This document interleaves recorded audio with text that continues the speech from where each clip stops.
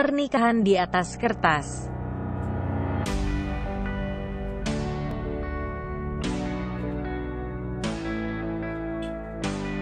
Jangan lupa subscribe ya, dukungan kalian untuk berkembangnya channel Novelku. Jangan lupa tersenyum. Kamu berhak bahagia, setidaknya untuk orang-orang yang kamu sayangi. Jangan lupa jaga kesehatan ya.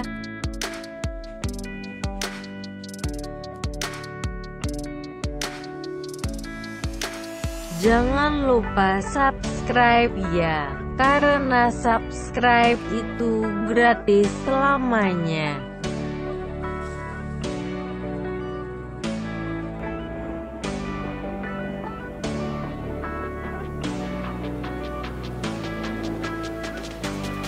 Chapter 119.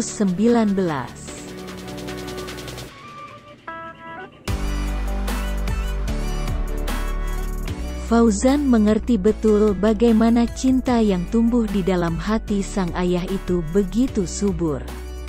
Untuk sang ibu, ia juga mengerti bagaimana pengkhianatan tidak mengubah apapun dari yang semestinya ada.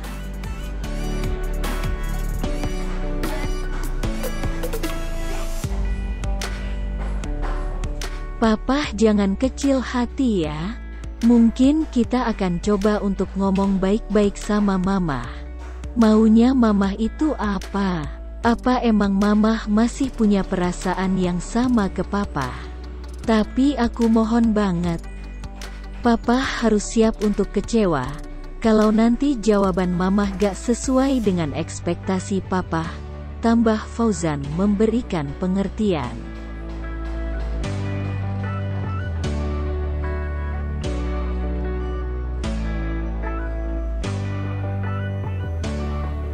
Bukanlah yang namanya harapan akan selalu menimbulkan kekecewaan, apalagi jika yang diharapkan tidak sesuai dengan kehendak Allah. Bukankah manusia hanya bisa merencanakan tanpa bisa menentukan?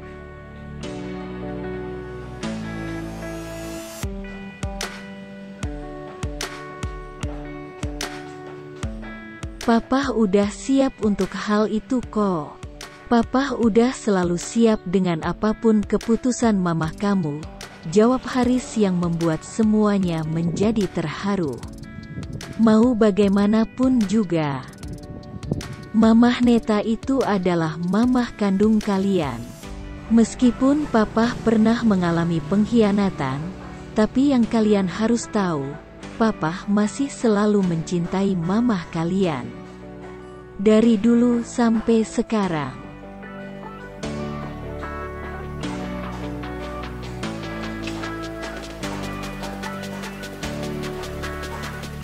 Fauzan menatap mata sang istri penuh dengan makna. Seolah-olah ia ingin memberikan isyarat untuk segera menemui Neta. Terlebih tatapan sendu sang ayah yang begitu pasrah membuat Fauzan begitu tak tega.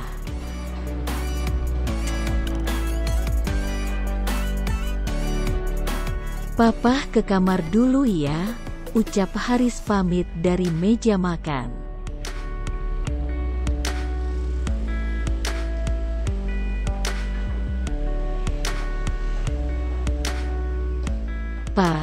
Papa kan belum makan malam, masa udah mau ke kamar lagi aja? Tanya Agnes dengan polos.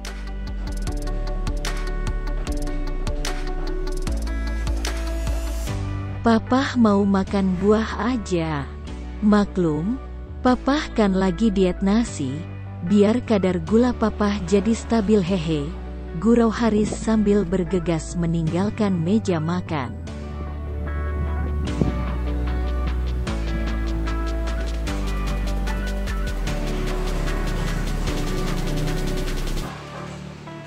Setelah langkah kaki Haris sudah tidak terlihat lagi, Fauzan pun menjelaskan secara rinci. Ia tak ingin berlarut-larut untuk masalah seperti ini. Meskipun sebenarnya tubuhnya sangat butuh istirahat.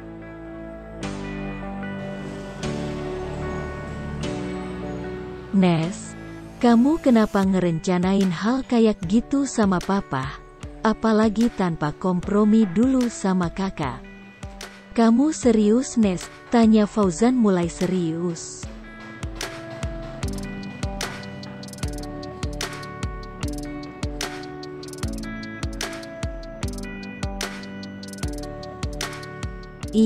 Iya, habisnya aku gak tega ngeliat papa kesepian. Kayaknya papa juga masih cinta banget sama mama. Begitu juga mama.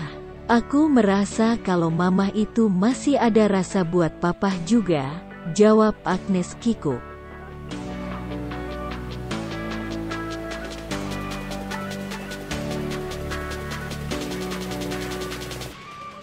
Cinta yang tulus bukan berarti harus memiliki, bukan? Nampaknya Haris menerapkan prinsip itu dalam hidupnya saat ini. Asal ia bisa melihat wanita yang cintai bahagia dengan hidupnya. Itu sudah lebih dari cukup.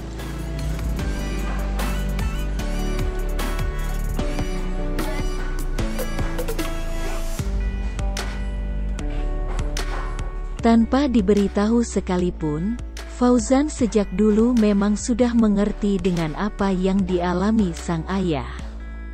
Cinta yang mendalam membuatnya lemah dan tidak berdaya. Bahkan sang ayah pun tak memiliki kekuatan saat dikhianati. Miris.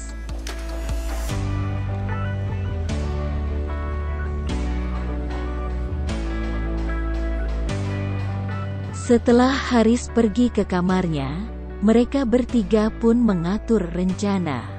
Tidak sulit, hanya saja membutuhkan hati yang kuat untuk menerima kekecewaan nantinya.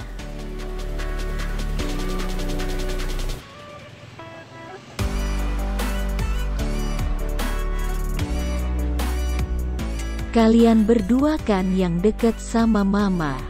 Kalian juga sama-sama perempuan.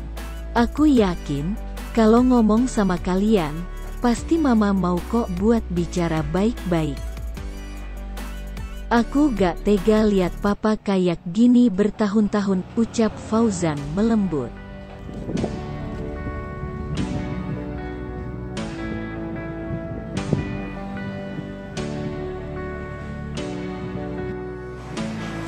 Nanti biar aku ke pavilion dan bicarain ke mama baik-baik. Aku harap dugaanku tentang perasaan mama ke papa itu bukan cuma sekedar pengharapan aja, sahut Agnes dengan optimis.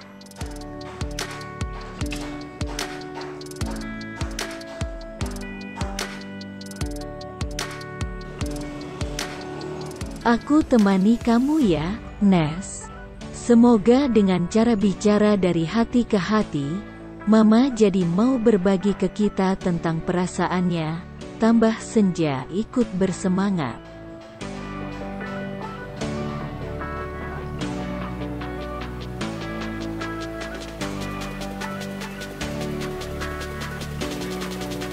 Agnes pun memberikan isyarat agar Senja ikut bersamanya ke pavilion, di mana Neta tinggal seorang diri.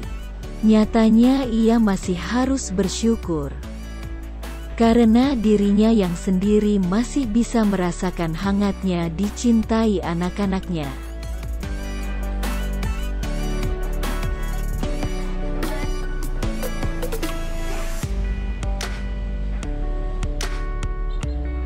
Sesampainya di pavilion, Agnes dan Senja melihat sang ibu tengah membersihkan ruangan. Tidak kotor, namun hanya ada sedikit tidak bersih. Tapi bukankah itu yang akan paling terlihat menonjol, bukan?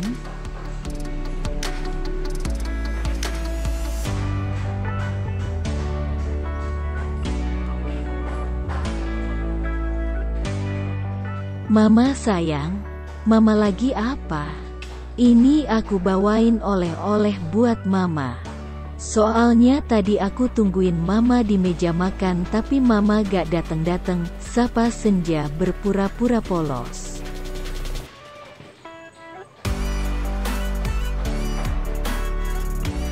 Hei sayang, kamu kapan sampai di Jakarta? Kok repot-repot sih bawain ini buat mama? Makasih banyak ya, sahut Neta tersenyum ramah.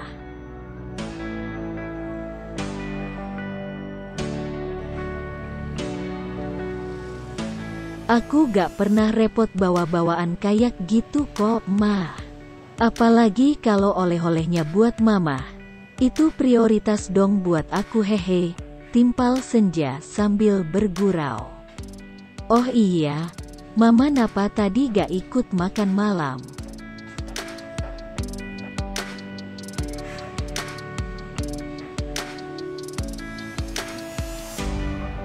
Agnes masih terdiam sambil menyadarkan punggungnya di sofa. Ia tersadar, sepertinya kali ini ia belum ada skenario yang bisa diucapkan untuk mengorek informasi dari Neta.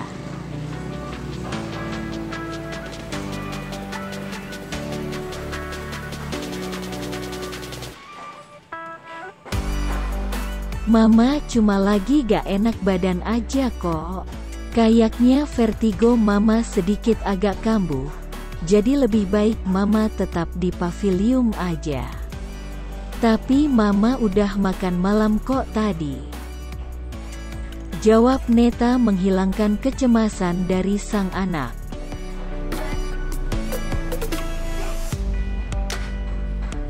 Apa karena ada papa? Apa karena mama yang gak mau ketemu papa? Makanya mama menghindar dari makan malam kita kali ini? Tanya Agnes perlahan.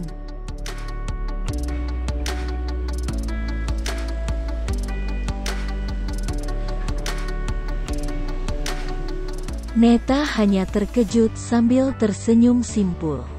Serapat apapun sesuatu yang disembunyikan, tetap kecurigaan pasti akan ketahuan juga bukan?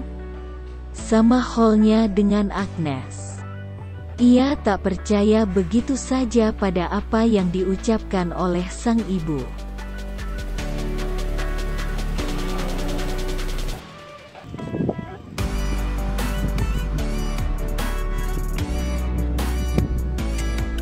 Mah, kalau bukan karena pernikahan, aku memanglah orang lain di keluarga Arsyadinata.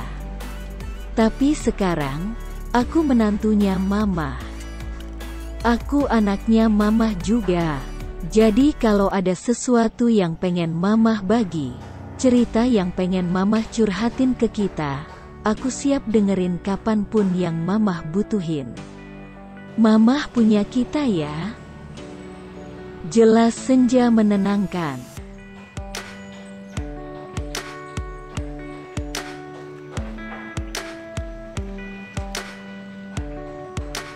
Neta mempertimbangkan apa yang baru saja diucapkan oleh sang anak. Ada benarnya juga, tapi sayangnya naluri seorang ibu memang tak akan pernah mau untuk menyusahkan anak-anak.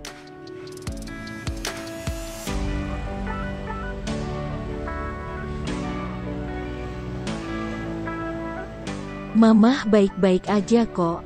Mamah gak ada masalah apa-apa sama papah kalian. Kan tadi mamah udah bilang, kalau mamah itu cuma lagi gak enak badan aja. Beneran kok, sayang, jawab Neta masih berpura-pura.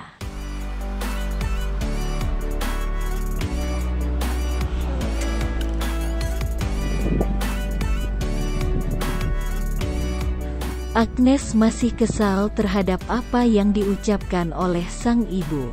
Perasaan yang disembunyikan Neta sejak dulu, nampaknya begitu awet hingga saat ini, masih terukir rapi.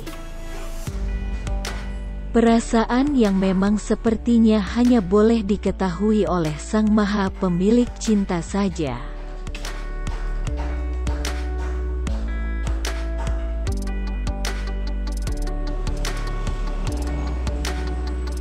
Mamah tahu.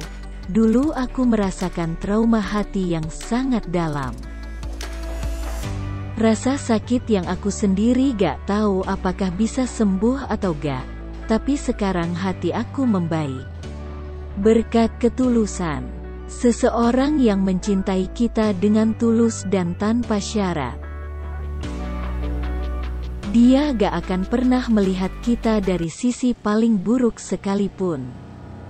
Dengan cintanya, dia akan melihat kita sebagai sosok yang teduh, meski kita sendiri pun merasa bahwa diri ini begitu kotor.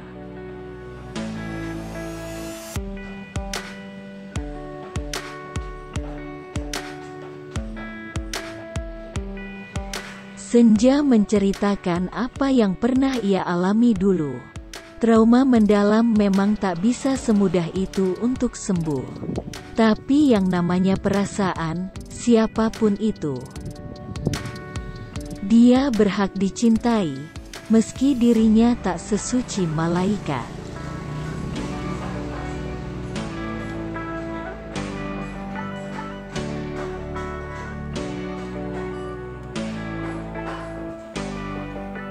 Fauzan mencintaiku tanpa melihat masa laluku. Dia mencintaiku tanpa mau mempertimbangkan masalah-masalah yang aku punya. Ketulusan dia membuat aku sadar bahwa aku masih memiliki kesempatan untuk bisa dicintai oleh laki-laki yang terbaik. Dan aku yakin banget, Mamah juga punya kesempatan itu. Kesempatan untuk kembali memperbaiki dan mengubahnya menjadi lebih baik.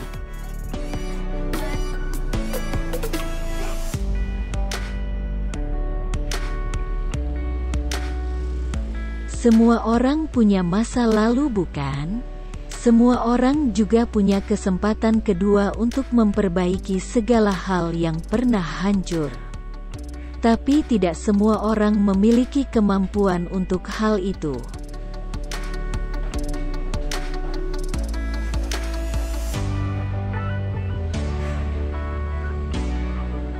Neta masih terdiam untuk menelaah apa yang baru saja ia dengar. Wejangan yang berarti, harapan yang mendalam dari seorang anak kepada kebahagiaan kedua orang tuanya. Selagi masih bisa kembali, kenapa tidak?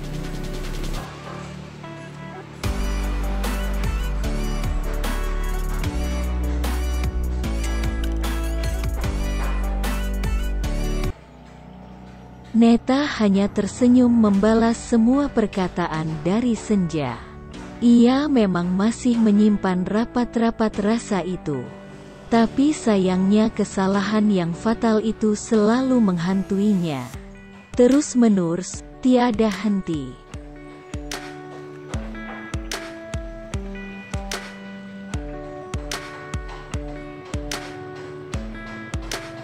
Nyonya, ini gawat, Tuan Haris pingsan Nyonya. Wajahnya pucat banget dan tangannya dingin banget. Sebelumnya Tuan Haris habis minum obat suplemen untuk tulangnya. Tapi malah jadi muntah-muntah dan pingsan, ucap Bi Inah mengagetkan semuanya.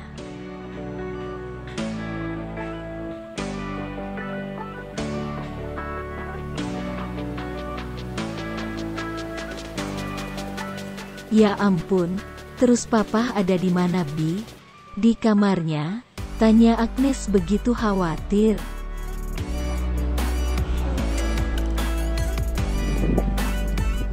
Gak non, Tuan Haris udah dibawa Tuan Muda ke rumah sakit.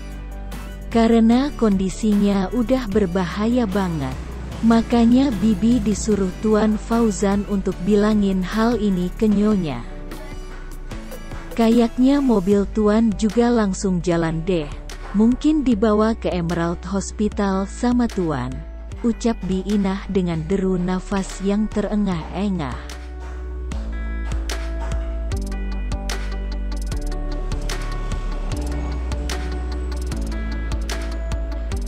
Neta yang mendengar hal itu juga sangat terkejut. Ia berpikir bisa saja keracunan karena makanan atau hal lain.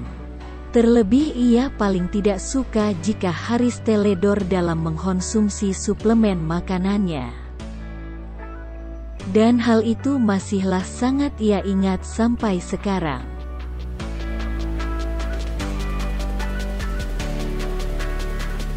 Kita harus ke sana sekarang, seru Neta yang paling bersemangat.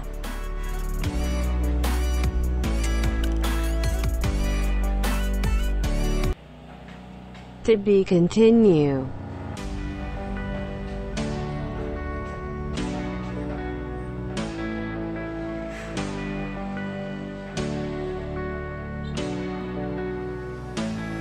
Jangan lupa subscribe dan follow Instagramku Yao. Jaga kesehatan selalu.